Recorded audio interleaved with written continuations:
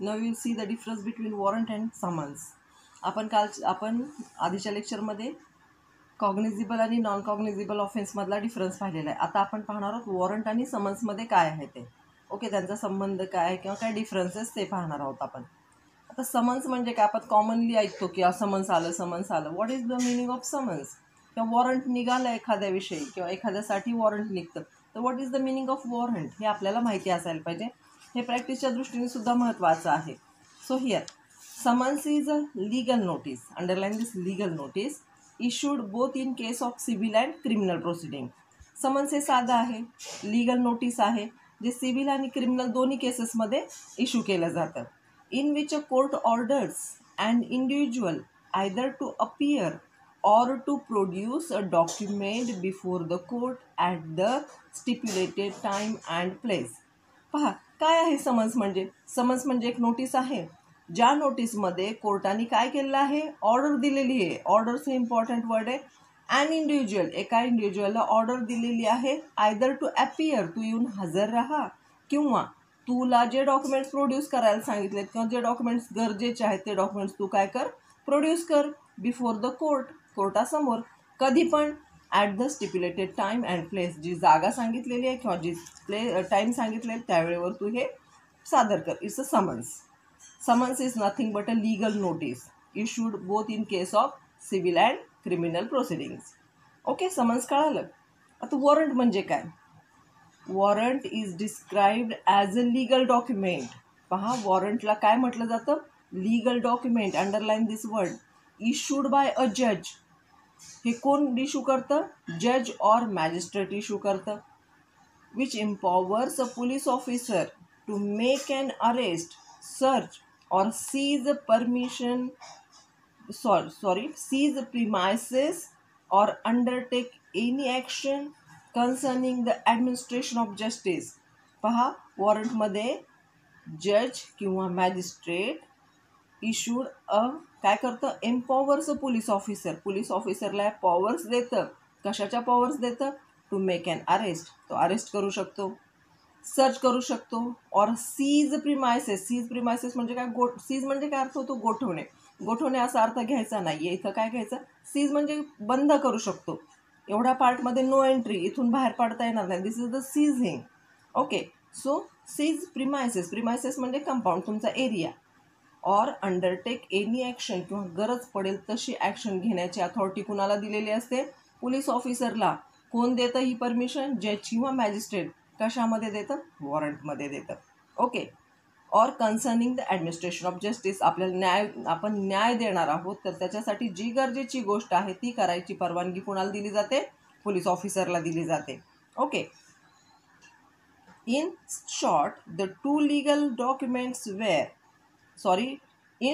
The two legal documents serve the same purpose. एकच purpose करतात. समन्सही तेच काम करतं आणि वॉरंटही तेच काम करतं, but are quite different from one another in sense that the practical effect of two are not same. Summons आलं, it's okay, it's a legal notice, येणार, हजर राहा किंवा डॉक्युमेंट सादर करा. पण इथं मात्र वॉरंटमध्ये मॅजिस्ट्रेट किंवा जज काय करतं, एक डॉक्युमेंट इश्यू करतं, लीगल डॉक्युमेंट इश्यू करतं. Warrant is a legal document, आणि ते कुणाला पॉवर देतं, पोलीस ऑफिसरला पॉवर देतं. कशाची, एखाद्या व्यक्तीला एखाद्या अरेस्ट करण्याची किंवा त्यात ती जिथं कार्यवाही करायची ती करण्याची परवानगी कुणाला दिलेली असते, इथं पोलीस ऑफिसरला दिलेली असते. ओके, आता आपण डेफिनेशन ऑफ समन्स पाहूया. समन्स आणि वॉरंटमधला डिफरन्स तुम्हाला समजलेला आहे. Definition of summons. In law, the summons is a notice issued by the court for the person involved in the law suit containing an order for appearing or for producing a document किंवा thing before the जज. Summons काय आहे, कोर्टाकडून issue केलं गेलं आहे. Law सूट जिथं चालू आहे तिथं एखादं डॉक्युमेंट पाहिजे असेल, ती व्यक्ती हजर पाहिजे असेल, तर काय करणार आहोत आपण, त्या व्यक्तीला समन्स पाठवणार आहोत की बाबा तू हजर राहा. It can be explain as a legal document delivered to the party. याला काय एक्सप्लेन करू शकतो, लीगल डॉक्युमेंट आहे, पार्टीला इश्यू केलं गेलं आहे. That is defendant or witness with respect to the lawsuit. एखादी केस दाखल केली गेली आहे आणि आपण काय पाठवतो त्या व्यक्तीला, समन्स पाठवतो की बाबा रे तू हजर राहा, तुझे हे डॉक्युमेंट्स पाहिजे, तुझे डॉक्युमेंट्स सादर कर. Okay. When a case is initiated by a plaintiff, the aggrieved party against the defendant that is accused, the summons is served. जेव्हा केस इनिशिएट सुरुवातीला दावा दाखल केला, केस दाखल केली की काय पाठवलं जातं दुसऱ्या पार्टीला समन्स. समन्स कशासाठी पाठवलं जातं तर बाबा त्याला कळायला पाहिजे ना आपल्या विरुद्ध कोणतरी कोर्टामध्ये गेलेलं आहे. It's a legal notice only. Okay. The court orders to issue summons to the defendant to notify that he or she is being sued. त्याच्यावर किंवा तिच्यावर दावा दाखल केला गेला आहे हे समजण्यासाठी समन्स पाठवलं जातं.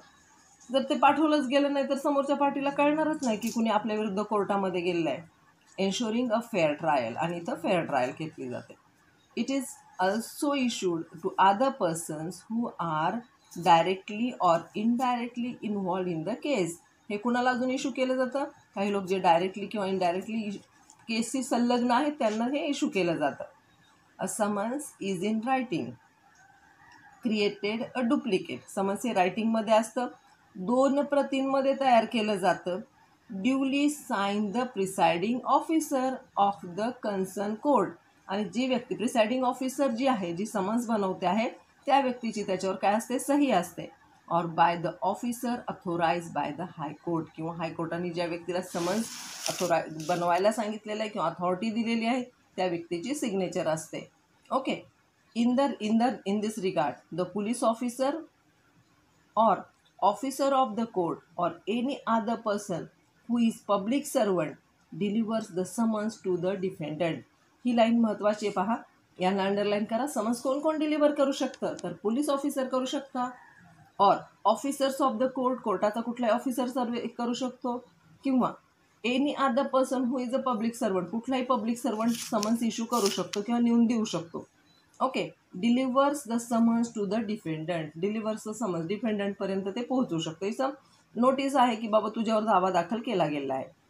हाऊएव्हर the summons issued to witness is served to him or her by registered post, wherein the acknowledgement letter should be signed by the witness or receiving the summons.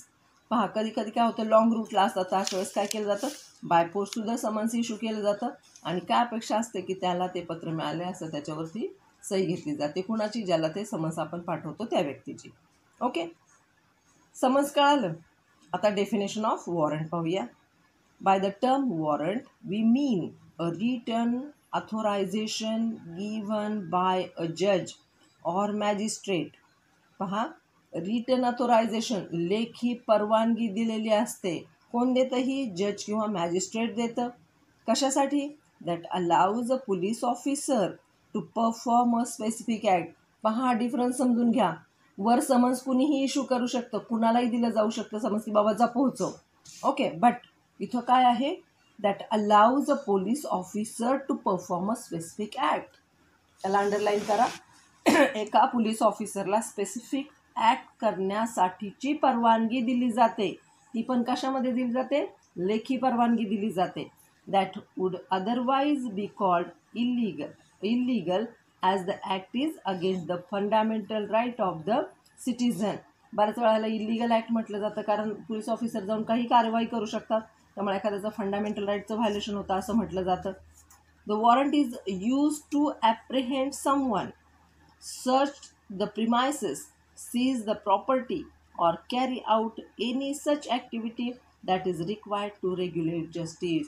मग आता आपण पाहिलेलंच आहे की पोलीस ऑफिसरला काय काय अथॉरिटी दिली जाते. एखादं प्रिमायसेस सीज केलं जाणं किंवा एका ठिकाणी सर्च करणं, एखाद्या व्यक्तीला अरेस्ट करणं, म्हणजे हे सगळं काय आहे? कशामध्ये आहे? वॉरंटमध्ये येतं. आता वॉरंट कशाच्या संदर्भात इश्यू केलं जाईल हे तुमच्या लक्षात आलंच असेल. हे कुठल्या स्वरूपात हे केलं जाईल? कॉग्निजिबल जे ऑफेन्सेस आहेत त्याच्या स्वरूपात वॉरंट इश्यू केलं जाईल. Warrant is issued in a prescribed format in writing duly sign by presiding officer and contains the seal of the court. पहा, इथं काय आहे? आता आपण वर पाहिलेलं की कुणी सर्व करू शकतं. सील ऑफ कोर्ट होतं का इथं? नाही. इथं काय आहे? तिथं फक्त सिग्नेचर होती. इथं मात्र काय? The warrant is issued in a prescribed format. एक फॉर्मॅट असतो वॉरंटचा, त्यानुसारच वॉरंट सर्व केलं जातं. इन रायटिंग, रायटिंगमध्ये असतं. Duly sign by the presiding officer, जो प्रिसाइडिंग ऑफिसर आहे त्याने सिग्नेचर केलेलं असतं. And contains the seal of court, आणि त्याच्यावर कोर्टाचं सील असतं, ज्या कोर्टामार्फत ते वॉरंट इश्यू केलं गेलं त्याचं सील असतं. It bears the name and designation of the law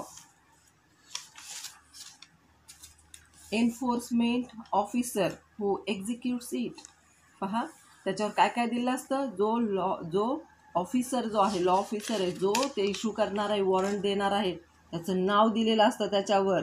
आणि it bears the name and designation of, त्याचा कुठला पत्ता आहे, नाव आणि पत्ता असतो कुणाचा, जो ऑफिसर सर्व करणार आहे वॉरंट त्याचा. who executes it, and also contains the name and description of the person of the arrested. ज्या व्यक्तीला अरेस्ट करायचे आहे त्या व्यक्तीचं नाव आणि पत्ता सुद्धा असतो. कशावर? वॉरंटवर. समन्सवर हे सगळं होतं का? नाही. Further it specifies the offence charge, आणि कुठल्या ऑफेन्स त्याच्यावर चार्ज झालेला आहे, कुठला गुन्हा त्याच्यावर दाखल झालेला आहे त्याचा उल्लेख सुद्धा वॉरंटवर केला असतो. ओके. वॉरंट पोलीस ऑफिसरच इश्यू करू शकतो, जज किंवा मॅजिस्ट्रेट देऊ शकतो. याच्यामध्ये ज्या व्यक्तीला वॉरंट घेऊन जायचं आहे, इश्यू करायचं आहे, सर्व करायचं आहे, त्या ऑफिसरचं नाव आणि पत्ता असतो. आणि ज्या व्यक्तीला सर्व करायचं आहे त्या व्यक्तीचं नाव आणि पत्तासुद्धा इथं असतो. ओके. आणि त्याच्यावर शिवाय काय असतं, त्याच्यावर कुठला ऑफेन्स, त्याच्यावर कुठला गुन्हा दाखल झाल्याचा उल्लेख असतो. समन्समध्ये असं काही होतं का? नाही. Summons is a just legal notice. Okay. आता difference between warrant and summons पाहू आपण. काय आहे डिफरन्स? याच्यावर तुम्हाला कधी कधी शॉर्ट नोट येते. Okay. A charge is to be framed against the accused person in the warrant case. Okay. इथं चार्ज फ्रेम केले जातात वॉरंट केसमध्ये. Whereas in summons case no formal charge need to be framed. इथं याच्यामध्ये काही समन्समध्ये काही frame केलेलं नसतं. But merely the particulars of an offense of which he or she is accused has to be conveyed in form to him. त्याला फक्त सांगितलेलं असते की बाबा तुझ्यावर असा असा गुन्हा दाखल झालेला आहे. कशामध्ये? समन्समध्ये. पण वॉरंटमध्ये मात्र सगळं डिटेल दिलेलं असतं. In a warrant case a magistrate can discharge the accuse person. तुम्ही असं पान फोल्ड करून 2 पार्ट करून वेगवेगळं सुद्धा लिहू शकता तुमच्या अंडरस्टँडिंगसाठी. ओके. इकडे वॉरंट लिहा, इकडे समन्स लिहा. ज्या पहिल्या लाईन्स दिल्या त्या वॉरंटच्या आहेत, तिकडे नंतरचं समन्स आहे त्याच्यामध्ये. ओके. तुम्ही 2 बाजूंना केलं तरी चालेल. So here in the warrant case a magistrate can discharge the accuse person where the complainant is absent. Complainant absent असेल सुद्धा मॅजिस्ट्रेट काय करू शकतो? अक्यूज पर्सनला डिस्चार्ज करू शकतो. Whereas in the summons case the accuse person may be acquitted where the complainant does not appear. Acquittal होऊ शकतं त्याचे समन्स असेल, ॲक्विटल होऊ शकतं, त्याची सुटका पण होऊ शकते. इकडे मात्र काय आहे? In the warrant case the magistrate can discharge the accuse person where the complainant is absent. Discharge करू शकतो, त्याचा गुन्हा माफ नाही करत, फक्त चार्ज डिस्चार्ज केलं जातं, म्हणजे थोडा वेळ थांबवलं जातं, पण तो गुन्हा पुन्हा दाखल होऊ शकतो. समन्स केसमध्ये मात्र तसं नसतं, त्याचा ॲक्विटल होतं, तो सोडून दिला जातो. आता during the course of trial the warrant case can not be converted into the summons case. पहा, ट्रायल जेव्हा चालू असते तेव्हा वॉरंट केस ही समन्स केसमध्ये कन्वर्ट होत नाही. But the summons case can be converted into the warrant case. एक मोठा गुन्हा आहे त्याचं रूपांतर छोट्याशा गुन्ह्यामध्ये करता येणार नाही, पण छोटा गुन्हा आहे त्याचं मोठं होऊ शकतं. सिरीज लागू शकते, लाईन लागू शकते पुढे. सो हिअर चौथा डिफरन्स आहे. In warrant case where accuse person is charge with the several offences and if he has been convicted on some of the charges then the remaining charges can be withdrawal by the complainant. पहा, खूप charges लागलेले आहेत, एखादा मोठा गुन्हा घडले त्याच्यामध्ये खूप चार्जेस लागले, तर जे छोटे छोटे आहेत ते विथड्रॉ केले जातात. However in the summons case the complainant can totally withdrawal his complaint itself. इथं मात्र समन्स केसमध्ये सगळी केसच मागे घेऊ शकतो एखादी व्यक्ती, की मला नाही केस करायची, मला मागे घ्यायची. वॉरंट केसमध्ये मात्र तसं करता येत नाही. आणि पाचवा डिफरन्स आहे. Where among such several charges some relate to the warrant case and some relate to the summons case then for a trial a procedure of the warrant case is to be adopted. पहा, असा गुन्हा आहे की काही summons केसनुसार आहे, काही warrant केसनुसार आहे. तर कशानुसार ट्रायल केली जाईल? फक्त वॉरंट केसनुसार. Okay. Even though the generally at the first instance the summons is issued against accuse person in the summons case and the warrant is issued in the warrant case. Even though generally at the first instance the summons is issued against the accused person in the summons case and the warrant is issued in the warrant case, it is not always required to do so according to each and every case. पहा, जरी summons केसमध्ये summons issue केला, warrant केसमध्ये warrant issue करणं compulsory आहे, तरी प्रत्येक केसमध्ये हे करावंच लागेल असं नाही. A case relating to such offense which is punishable with imprisonment for a term of less than 2 years is the summons case. पाहता, समन्स केस म्हणजे काय ते सांगितलेलं आहे. A case relating to such offence, असा एखादा गुन्हा आहे which is punishable with imprisonment for a term of less than 2 years. 2 yearsला अंडरलाईन करा. ज्याची शिक्षा 2 वर्षापेक्षा कमी आहे is the summons case. Okay, ती साधी केस आहे. But it is relates to the cognizable offense, then the police can arrest the accused person even without the warrant. Summons case आहे, पण पनिशमेंट जरी कमी आहे तरी सुद्धा ती काय आहे? ती कॉग्निझिबल ऑफेन्स आहे. कॉग्निझिबल ऑफेन्स म्हणजे काय? 3 वर्ष किंवा 3 वर्षापेक्षा अधिक पनिशमेंट आहे. समन्स केस आहे तरी सुद्धा पनिशमेंट जास्त आहे, तर अशा केसमध्ये मात्र काय केलं जाईल? त्या व्यक्तीला अरेस्ट सुद्धा करणं पोलीस ऑफिसरच्या अथॉरिटीमध्ये आहे. Then here merely because he could be also arrested, this case cannot be warrant case. जरी त्याला अटक झाली तरी सुद्धा त्या केसचं कन्व्हर्जन वॉरंट केसमध्ये होत नाही, ती केस समन्सच केस राहते. On the other hand, in such and every warrant cases which relates to the non-cognizable offense, it is not required that the warrant has to be issued at the first instance against the accused. Warrant case असेल तरी सुद्धा अगदी warrant issue करायलाच पाहिजे असं काही compulsion नाही. Against the accuse, thus in such cases even summons can be issued. Then here merely because such summons has been issued it does not became the summons case. Warrant case आहे, warrant केस पाहिलेली आहे आपण. Warrant केस म्हणजे काय? जी cognisable ऑफेन्ससाठी आहे. जरी warrant issue केलं गेलं नाही किंवा समन्स इश्यू केलं गेलं तर अशा वेळेस त्याला समन्स केसमध्ये कन्व्हर्जन होत नाही. आता कन्क्लुजन पाहूया. ॲक्च्युली कन्क्लुजन तुमचं तुम्ही लिहायचं असतं. मी फक्त गाईडलाईन दिलेली असते, तुम्ही त्याच्यामध्ये भर टाकू शकता, तुमचं उत्तर वाढवू शकता. As per the section 2 subclause X of the Criminal Procedure Code 1973, a warrant case is defined to mean a case relating to such an offense which is punishable with either death or life imprisonment or imprisonment for the term exceeding 2 years, that is more than 2 years. and as per section पाहता, warrant केस म्हणजे काय आहे की जी cognisable offence आहे, ज्याच्यामध्ये punishment काय दिली गेली? डेथ, मृत्यूदंड, किंवा लाईफ इम्प्रिझनमेंट दिली आहे किंवा इम्प्रिझनमेंट दिली आहे 2 वर्षापेक्षा अधिक. Okay. Section 2 subclause W, Section 2 subclause W of the code, a summons case means a case relating to an offense not being a warrant case. ज्या वॉरंट केस नाहीत त्या सगळ्या summons cases. Thus the code classifies all criminal cases into summons cases and warrant cases. The basis of such a classification is the seriousness of offense. Underline करा, सिरियसनेसला जितका गुन्हा serious तेवढा summons किंवा warrant केस ते difference केलं जाईल. Okay. To which the case relates. This classification is useful to determine the type of the trial procedure to be adopted in any particular case. कशासाठी पाहिजे समन्स केस वॉरंट केसचा difference आपल्याला? तर कशा पद्धतीने पुढची ट्रायल चालू होणार आहे हे कळण्यासाठी आपल्याला समन्स आणि वॉरंट केसमधला डिफरन्स माहिती असलं पाहिजे. So trial procedure which is prescribed for the warrant case and the trial procedure which is prescribed for the warrant case under the code is much more elaborate than that which is provided for the summons case. Of course summons केसची केस ही कशी चालणार आहे?